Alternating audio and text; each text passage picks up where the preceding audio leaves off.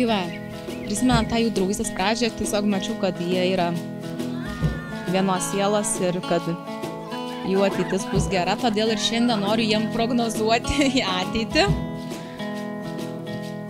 Nuostabios šeimos, kurią sukūrėte šiandien. Kaip ir visi linkėjo, taip ir aš palinkėsiu nuostabių vaikų, 3, ne 10, nes jau too much būtų.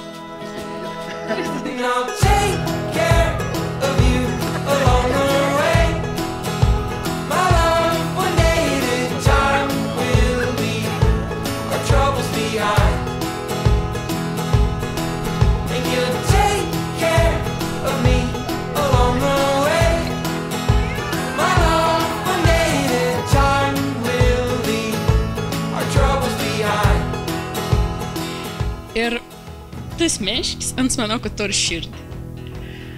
Tikrą širdį. Kad rundavimo brolis. Tai labai džiaugus už to. Ir noriu, kad jis grįžtų ten, kur nami priklauso.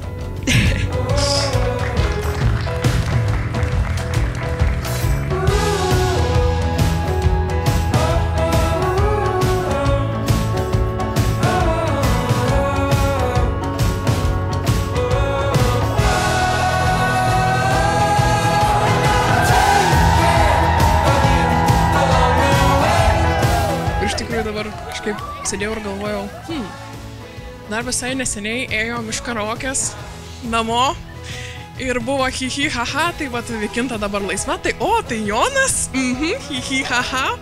Ir va, metai su kažkiek ir va, sėdim hi haha.